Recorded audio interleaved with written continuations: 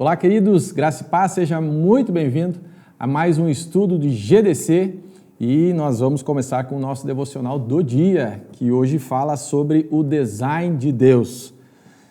Nossa vida é parte do design de Deus. Deus nos conhece e tem um plano desenhado especificamente para a nossa vida e tudo aquilo que acontece em nossa vida contribui, colabora para que esse design de Deus seja realizado, em nós e através de nós, para que a gente possa ser cada vez mais parecido com Jesus.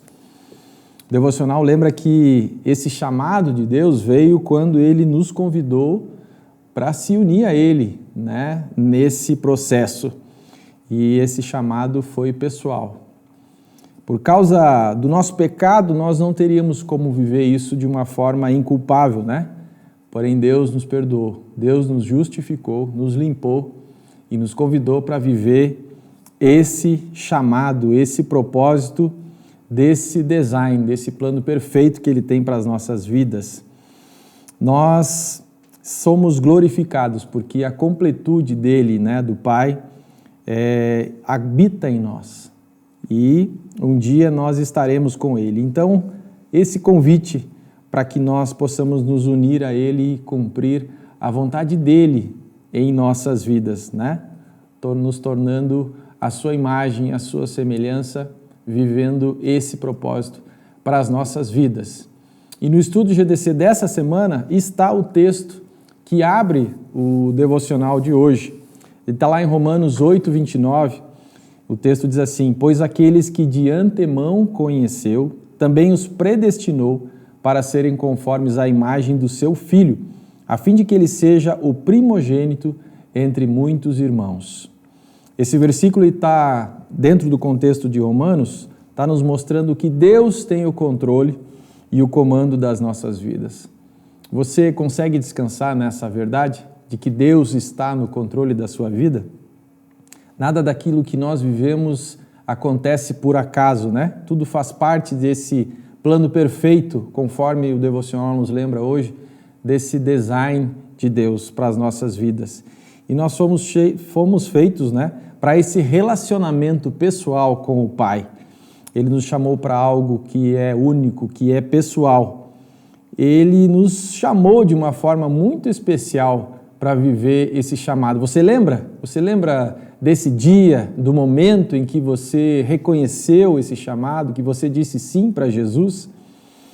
É Jesus que pagou esse alto preço, que nos perdoou, que nos justificou e que nos torna livres para viver sem culpa, esse plano que Ele tem para as nossas vidas. E hoje a gente vai refletir um pouco sobre como seguir esse chamado, como seguir aplicando esse chamado, realizando a vontade dEle para as nossas vidas. Lembrando que se a nossa vida é parte desse plano de Deus, desse grande plano, o primeiro ponto que a gente tem que lembrar é que a gente não pode se perder, na multidão. E aí tem um trecho de Lucas que lembra da história de Zaqueu, Quando Jesus chega àquele lugar, ele olha para cima e vê Zaqueu e diz: Zaqueu, desce depressa, eu quero ficar na tua casa hoje.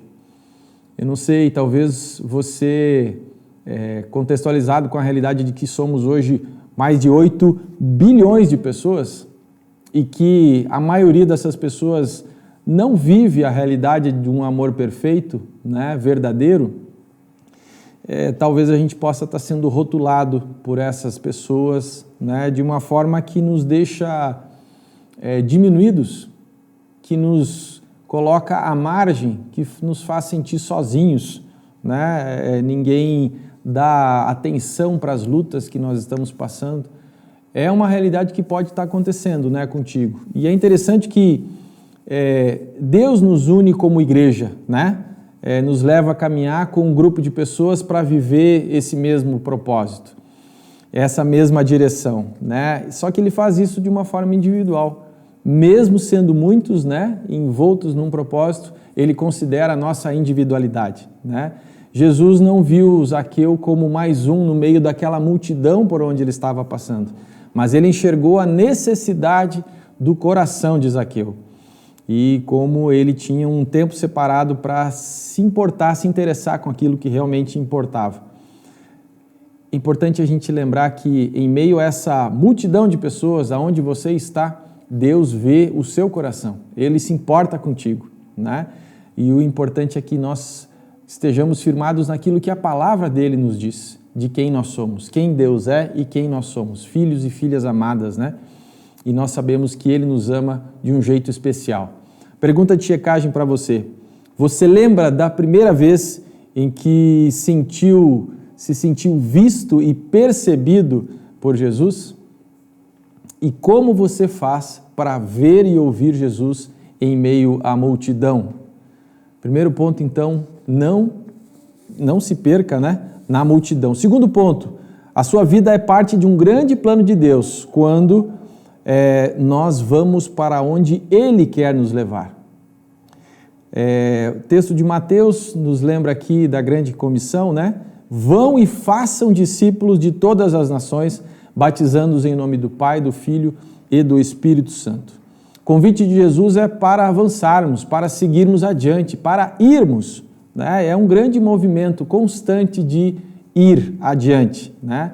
E essa grande comissão jamais pode ser vista como uma grande omissão, né? Como diz o nosso pastor Carlito Paes, a igreja não é o ponto de chegada, mas o ponto de partida. E Jesus instruiu os seus discípulos dessa mesma forma, para que eles deixassem aquilo que era confortável, aquilo que os deixava estagnados, para que seguissem Ele e para que eles continuassem, né, o propósito, né, o chamado que Ele iniciou. Frequentemente a gente se acomoda nos nossos sucessos. A gente percebe que já andou alguma parte na nossa história, já construiu algo, já fez algo, já somou com o reino e começa a olhar para isso e a gente fica parado. E o convite de Jesus não é para que nós nos acomodemos, né? Mas é para que a gente sempre esteja pronto para seguir adiante, né? Avançar.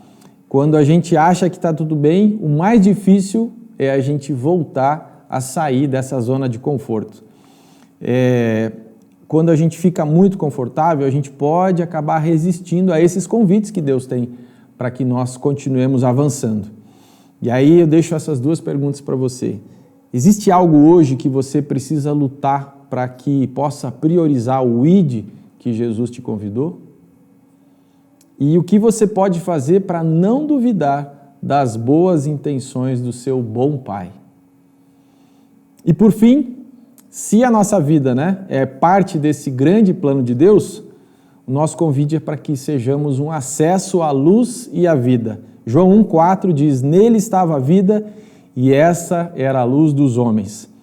Sabe, as trevas que existiam na época em que Jesus viveu são as trevas que existem hoje. O contexto do mundo é muito parecido. Talvez a diferença seja que nós nos tornamos um pouco mais egoístas, hedonistas, mas as trevas que existiam naquela época são as mesmas que fazem parte da nossa vida hoje, né? A questão é que a diferença que Jesus fazia onde Ele estava é a diferença que eu e você podemos fazer porque Ele habita em nós. Então nós temos condição de dissipar essas trevas ao nosso redor. E isso pede o nosso posicionamento espiritual, né? Diante daquilo que Jesus nos chamou para sermos luz no mundo, né? Nós estamos então declarando com a nossa vida que nós entendemos esse chamado, nós estamos nos comprometendo a repartir as boas novas. Eu e você somos agentes de transformação, essa é a verdade. Nós precisamos estar dispostos a viver aquilo, não carregando o peso, né, da necessidade das pessoas, porque Cristo é suficiente para cada uma dessas pessoas. Mas lembrando que sim, fomos chamados para repartir. Últimas duas perguntas para você. Quem Deus usou na sua vida para te revelar essa luz e essa vida? E com quem você pode hoje retribuir, repartir a presença transformadora de Cristo? O texto de Lucas 5, no verso 5, diz, Simão respondeu, Mestre, trabalhamos muito a noite inteira e não pegamos nada, mas porque és tu quem está dizendo isso, vou lançar as redes. Sabe, reconhecer que eu e você fomos incluídos no plano perfeito de Deus nos traz alegria, nos traz segurança, nos traz a certeza de que a nossa existência não é perdida, não está desconectada. Nós estamos existindo para um propósito eterno. E a verdade é que isso também traz desafios, porque nós reconhecemos as nossas limitações, os nossos medos e os nossos pecados. Talvez, assim como Pedro tenha dito aqui para Jesus, né, ele disse, poxa, a gente trabalhou, a gente tentou a noite inteira e não conseguiu. Muitas vezes eu e você podemos estar confiando nas nossas certezas, naquilo que a gente sabe fazer, naquilo que eu reconheço que eu sou bom em fazer. E isso impede de viver o sobrenatural que Jesus tem para fazer em nossas vidas. Nós precisamos então reconhecer que a suficiência de Jesus nos prepara para viver isso, encontrá-lo, convidá-lo a mais uma vez tomar conta, né? Assumir o controle das nossas vidas e obedecer a sua voz. Que eu e você possamos encontrar coragem, né? E estejamos sempre prontos a nos mover ao convite que Ele nos faz como filhos amados. E que nessa semana você possa fazer esses 2 exercícios, que você faça contato com a pessoa ou as pessoas que primeiro te falaram dessa verdade, dessa luz, dessa vida de Jesus. Reconheça isso para eles, né? Agradeça, ore com eles, né? Porque são pessoas que foram pais espirituais para você. E em segundo momento, disposto nesse comprometimento que você tem do chamado que Jesus te fez, compartilhe essa mensagem com alguém que talvez não tenha ouvido ainda falar sobre Jesus. Peça que Deus te dê uma oportunidade para compartilhar do Evangelho.